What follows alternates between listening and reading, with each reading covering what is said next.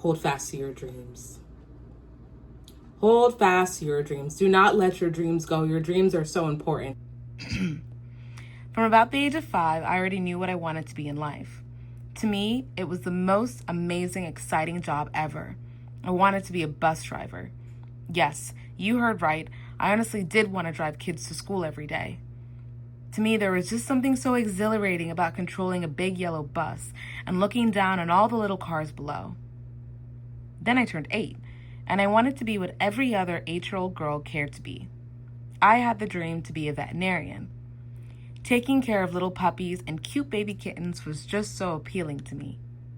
Then a month later, I got Fluffy, my bunny, and that whole vet dream died quickly. Finally, I turned 10, the big double digits. As soon as I aged from the young, inexperienced 9-year-old into the mature girl of 10 years, I knew what I wanted to be. I was going to be a doctor. To be more specific, an anesthesiologist. Now, you must think that I want to be this because I care about people and I want to help the world be a better, healthier place. Well, you are so wrong. I'm only in it for the money. The truth is, I cannot stand the sight of blood, and I hate being sick. So being around ailing people for the rest of my life is probably not the best choice. Hence, I've come up with 3 alternatives in the past 3 years. Alternative number 1, I could be a lawyer. My mom always says I'm really good at arguing in most cases. That might be a bad thing, but for a lawyer, it is like I've already got a head start. Anyway, I figured I would be doing the world some justice if I could put some of the bad guys behind bars. Alternative number 2, I thought that maybe I could be a writer. I'm crazy about reading, so I figured, why not write my own book? Well, let me tell you something. Writing a whole novel is not as easy as it looks. I thought that all I would have to do was create an exquisite storyline, stick some action in there, and mix in a few scenes of dialogue. Well, I was so mistaken, it is not even funny. After I skimmed through some of the world's most fantastic books, I realized that there is so much more to writing a book than meets the eye. My third and final alternative is it doesn't even matter because I still want to write a book. Let's talk about that. Okay, welcome to my second video. I'm gonna do it standing up, I think. Although I kind of want you guys to see my outfit. It's super cute. I kind of just like this entrance that I do, so I'm gonna keep it. But my second video, and no, it's not.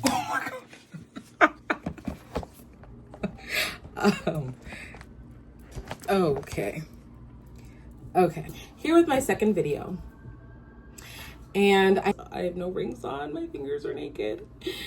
Okay, I'm back. I hope you can tell that these aren't, perfectly curated or edited or anything. I'm really just coming to you fresh and raw and authentically me. I'm not a film.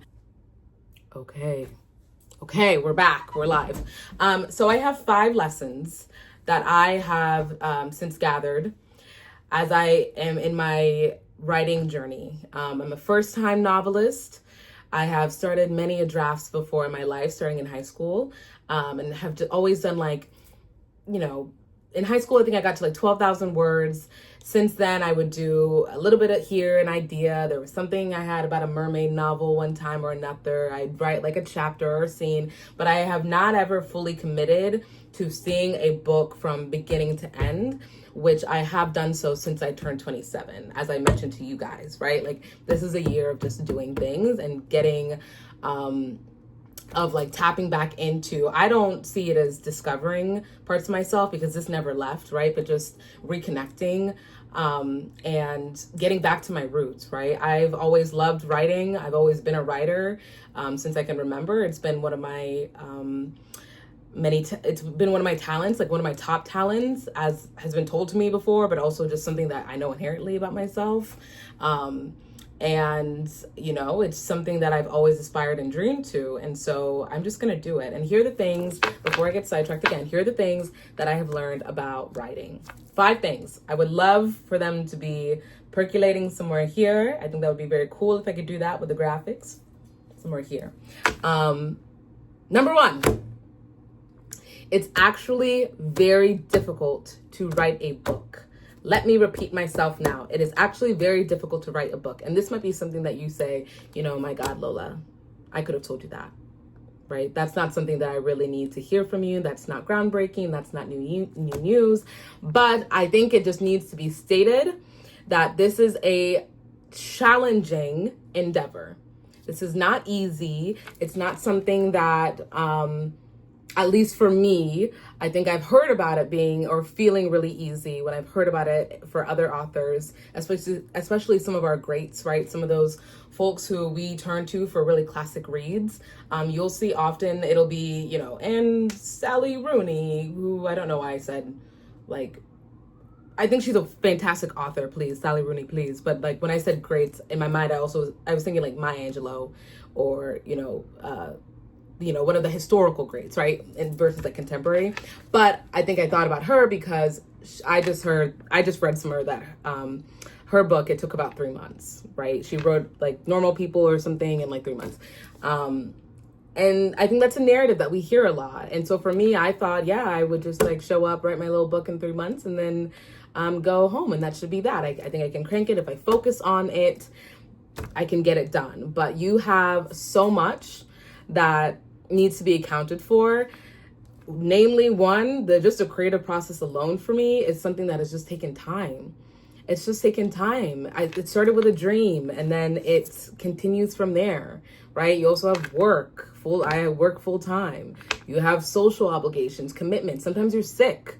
And so even within that, these deadlines can feel more, these deadlines can feel like deterrence versus working with yourself instead of the grain of yourself, right? So it's very time consuming. I write pretty much every day and I'm still not done writing, right? I write as much as I can. Sometimes I try to hit a minimum of 500, but it could be up to 1,200, 2,000 if I'm feeling really but it's just really time consuming and it's tedious.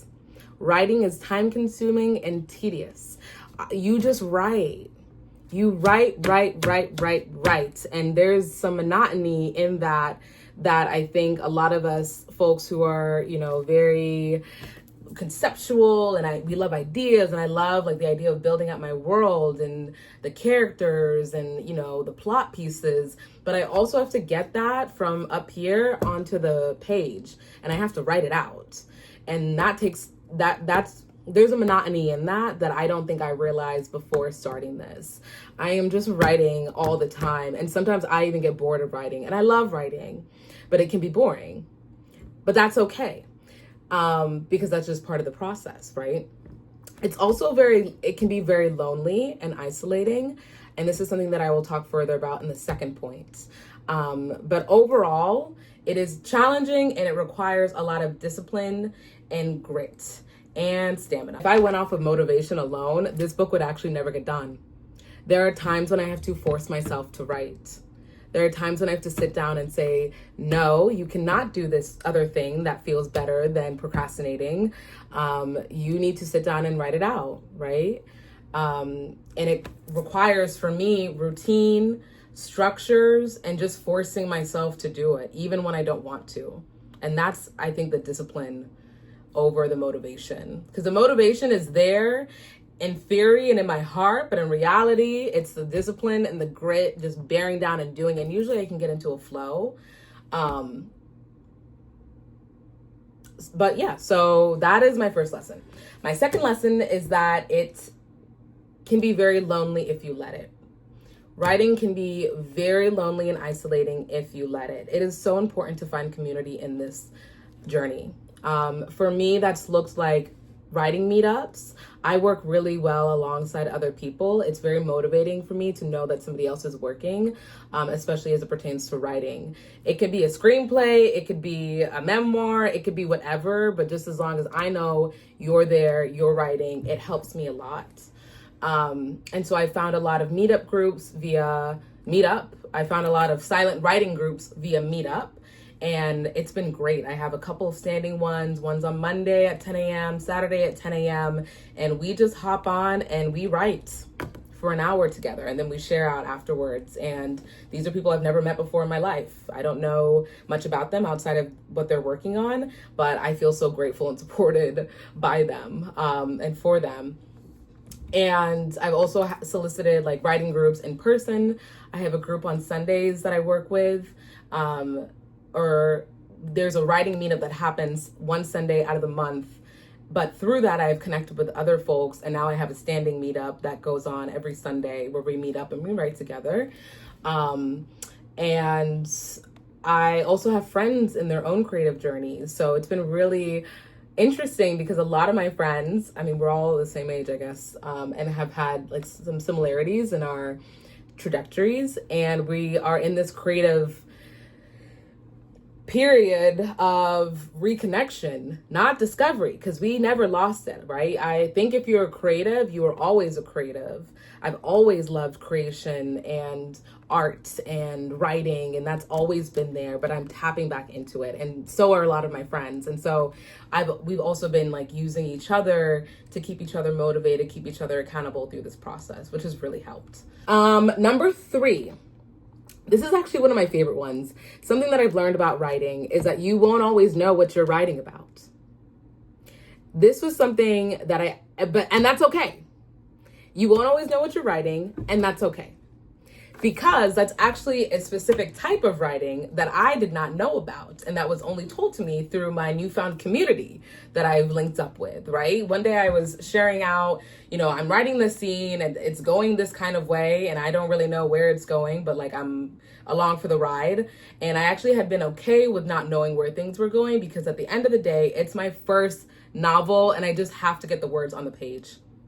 I cannot keep thinking about, this outline, and does this match this? And did she leave her sneaker in the back or whatever? Like, I just have to keep moving forward. And that largely meant for me that I didn't really know where we were going. I had a beginning and I have an ending for my book.